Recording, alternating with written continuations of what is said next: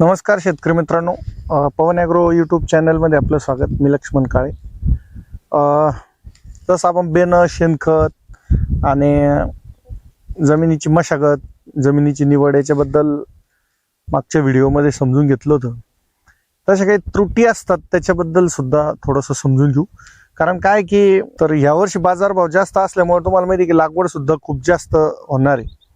आणि जे याच्यामध्ये मेन म्हणजे नवीन शेतकरी लागवड करणारे आणि नवीन शेतकरी एवढं महागाईचं बेनं घेऊन आणि लागवड करून नंतर त्याच्यावर आबाढप खर्च करून आणि हे ज्यांनी जे जुने शेतकरी ज्यांनी कन्सिस्टन्सी ठेवलेली, कंटिन्यू लागवड केलेली अद्रक पिकाची, भाव कमी असो जास्त असो, तर ते शेतकरी एवढा फटका खात नाही. एवढे फटका जे खातात ते फक्त नवीन शेतकरी. कारण नवीन शेतकऱ्यांचं काय असतं की रेट वाढले किंवा कोणाचं तरी ऐकलं, मित्र असो कोणी नातेवाईक असो, त्यांचं ऐकलं की एकरी आज जर आपण बघितलं तर चांगलं उत्पादन घेणारे शेतकऱ्यांचे खूप पैसे एकरी बनणारे, जे इतर जर पिकांच्या तुलनेमध्ये आपण विचार केला तर काही पिकांना तर 10-10, 15-15 एकर लागवड करून सुद्धा ह्या 1 एकरची बरोबरी होणार नाही. एवढे समजा रेट आणि उत्पादनाचा जर विचार केला तर हे अद्रक पीक ह्या वर्षी परवडणार आहे. आज जे रेट याच्यापेक्षा आज 4,500 ते 5,000च्या दरम्यान आपण रेट ऐकतोय. आता खरं तर शहानिशा आपण सर्वांनीच करायला पाहिजे, कारण ऐकणं आणि प्रत्यक्षात विक्री होण्याच्यात खूप फरक असतो. तर असं ऐकल्याच्या नंतर पुढं सुद्धा याचे खूप रेट वाढणार. म्हणजे खोडवा पिकामध्ये जर विचार केला ह्या वर्षी तर जे प्लॉट कंदकूज होते सुरुवातीला 4-5 महिन्यामध्येच ते निघून गेले. नंतर ज्यांची 25-30% कंदकूज होती त्यांनी पण आता नंतर आणखी खराब होतो पाला बसल्यानंतर. त्याच्यामुळं पाला बसायच्या आतच आपण काढून घेऊ असं पण शेतकऱ्यांनी नियोजन केलं आणि ते सुद्धा प्लॉट या ठिकाणी निघून गेलेले. आता सध्या राहिलेले जे प्लॉट आहे ते बेण्याच्या वेळेस निघून जातील आणि त्याच्यामुळं बेण्याच्या वेळेस सुद्धा चांगले रेट राहतील, बेण्याला सुद्धा चांगले दर राहतील आणि त्यावेळेस अद्रक पीक जे मंडीला जातं त्याला सुद्धा चांगले रेट राहतील असा अंदाज आहे. मित्रांनो, जे खोडवा ठेवतील, कारण खोडव्याची यावर्षी खूप कमी खोडवे राहतील असा अंदाज आहे, तर त्या खोडव्याला सुद्धा यावर्षी खूप चांगले रेट मिळतील. तसंच पुढच्या वर्षी सुद्धा सुरुवातीला चांगले रेट राहतील. मात्र खूप जर लागवड वाढली तर शेवट सांगता येत नाही, रेट कमी अधिक होऊ शकतात त्याच्यामध्ये. तर याच्यातून एकच आपल्याला समजून घ्यायचं की कमी खर्चामध्ये ऍक्च्युअल जे लागतं तेच वापरून आपल्याला अद्रक पिकाचं नियोजन करायचंय. याच्यामध्ये काय होतं की आपण खूप कोणी जरी काही जरी सांगितलं तर आपण हे आणून टाक, ते आणून टाक, त्यातल्या त्यात नवीन शेतकऱ्यांचं सगळ्यात जास्त हे होतं. तर हा खर्च अतिशय कमी खर्चामध्ये जास्तीत जास्त उत्पादन शेतकऱ्यांचं निघलं पाहिजे, याच्यासाठी आम्ही सुद्धा नेहमी प्रयत्न करत असतो. यावर्षी त्याच्यावरती आणखी जास्त प्रयत्न करून खूप कमी किमतीचे काही अद्रक पिकाची जे टॉनिक आहे ते आपण तुम्हाला देणार आहे, की तुम्हाला इतर कोणत्या गोष्टी फारशा वापरायची गरज लागणार नाही. एक लक्षात घ्या, काय होतं शेतकऱ्यांचं की शेणखत जर कमी वापरलं तर मग खूप तुम्हाला रासायनिक वापरावं लागतं. तर त्याच्यामुळे तुम्ही शेणखताचा खूप जास्त वापर करा, तुमचे खूप पैसे वाचतील.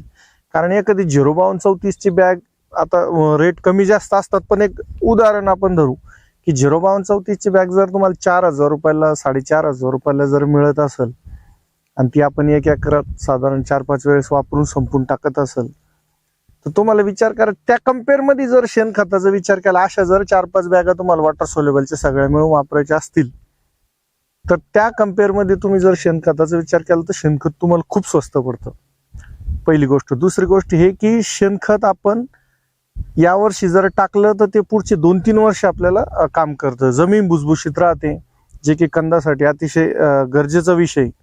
तर त्याच्यामुळे आपण जास्तीत जास्त महत्त्व शेणखताला द्या, कंपोस्ट खताला द्या, लेंडी खत असो, ह्या सगळ्या खताला तुम्ही पहिले प्राधान्य द्या.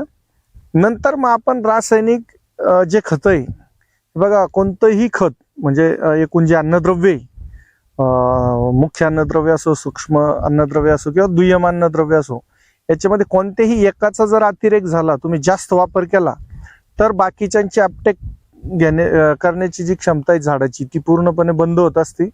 किंवा एक जर अन्नद्रव्य जास्त झालं तर दुसरीची ते ऑटोमॅटिक कमतरता दाखवत असतं. त्याच्यामुळे असं आडूम धुडूम आपण कोणाचं ऐकून किंवा दुकानदाराने दिलं म्हणून किंवा एखाद्या कंपनीने दिलं म्हणून तेच आपण घेऊन यायचं आणि तेच वापरायचं असं आपण अजिबात करायचं नाही. संतुलित मात्रा आपल्याला कोणत्याही रासायनिक खताची या ठिकाणी द्यायची. तुम्हाला ड्रिपचे खतं जर वाचवायचे असतील तर 50 किलोचे खतं जसं DAP 10-26-26, 12-32-16 ह्या खताचा तुम्ही जर जास्त वापर केला तर तुमच्या ज्या वॉटर सोल्युबल खतांवरती जो एवढा मोठा खर्च होतो तर त्याच्यावरती तुमची खूप मोठी बचत या ठिकाणी होऊ शकते. हे सुद्धा तुम्ही सुरुवातीला त्याच्यामुळे तुम्ही बेसल डोसमध्ये सगळे मायक्रोन्यूट्रिएंट, सेकंडरी न्यूट्रिएंट आणि मुख्य अन्नद्रव्यामधले 10-26 किंवा DAP हे जर आपण वापरले, DAP मध्ये पोटॅश येत नाही हे सुद्धा समजून घ्यायचं. तिथं पुन्हा दुसरं पोटॅश आपल्याला घ्यावं लागतो. त्याच्यावेळी जर आपण 10-26-26 वापरलं त्याच्यातून पोटॅशही मिळेल. तर आपल्याला नेमकं कोणतं जास्त परवडेल ह्या हिशोबानं आपण खतं घेतले आणि त्याचा जर आपण आपल्या जमिनीमध्ये वापर केला अद्रक पिकासाठी बेसल डोसच्या वेळेस आणि नंतर सुद्धा 2 वेळेस जर वापर केला तर तुमचा ड्रिपच्या खतामध्ये या ठिकाणी खूप मोठी बचत होती. दुसरी गोष्ट आहे, कोणत्याही पिकाला मुख्य अन्नद्रव्यामध्ये फॉस्फरस हा मोठ्या प्रमाणात लागतो.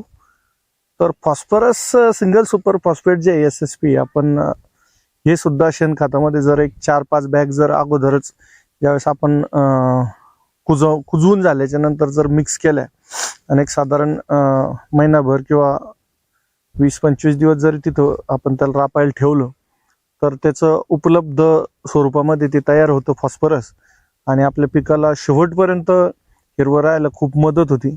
बघा, फॉस्फरसमुळं मुळीची, कोणत्याही पिकाच्या मुळीची म्हणजे मुळीची हेल्थ आपण त्याला आरोग्य म्हणतो. कोणत्याही पिकाच्या मुळीचं आरोग्य जर चांगलं ठेवायचं असेल, त्या पिकाच्या मुळीची लांबी चांगली ठेवायची असेल तर फॉस्फरस हा खूप मोठा रोल त्याच्यामध्ये निभावत असतो. त्याच्यामुळं तुम्ही जर सिंगल सुपर फॉस्फेट तुमच्या शेणखतामध्ये तुम्हाला मिक्स करून जर ठेवता आलं एक महिनाभर पूर्ण कुजल्या रापल्याच्या नंतर 15 दिवस का होत नाही जर तुम्ही ठेवलं तर तो खूप उपलब्ध स्वरूपामध्ये त्या जीवाणूंच्या मार्फत तिथंच तयार होतो आणि आपल्या पिकाला लागू व्हायला सुद्धा त्याला फार काही वेळ लागत नाही आणि पूर्ण जेवढा फॉस्फरस आहे तो जमिनीत टाकल्यानंतर जो फिक्स फॉर्ममध्ये जाण्याचं प्रमाण आहे त्याचं सुद्धा त्या ठिकाणी प्रमाण अतिशय कमी होतं आणि पूर्णपणे आपल्या पिकाला तो लागू व्हायला या ठिकाणी मदत होती. तर अशा काही बारीक बारीक गोष्टी तुम्हाला ह्या अतिशय समजून घेणं गरजेचे आहे. आम्ही वेळोवेळी निश्चित तुम्हाला मदत करू, तरी देखील तुम्ही स्वतः सुद्धा जागृत असणं गरजेचं आहे. कोणतंही अगोदरच तुमच्या पिकाला काय कीड येणारे, रोग येणारे, तुमच्या पिकावरती कोणते अन्नद्रव्य कमी पडणारे हे आज सांगणं शक्य होत नाही. त्याच्यामुळे आम्ही तुमच्या सोबत कंटिन्यू आहे. तुम्ही कधीही आम्हाला कॉल करा. आमचा कॉल सेंटरचा नंबर सुद्धा स्क्रीनवरती दिलेला आहे. तर त्याच्यावरती सुद्धा तुम्ही कॉल करून आमच्याकडून कधीही माहिती घेऊ शकता. ही माहिती जर तुम्हाला आवडली असेल तर आम्हाला कमेंटमध्ये सांगा. पुढच्या व्हिडिओमध्ये आपण आणखी काय वेगळ्या टॉपिकवर व्हिडिओ घ्यायला पाहिजे हे सुद्धा तुम्ही आम्हाला सांगा.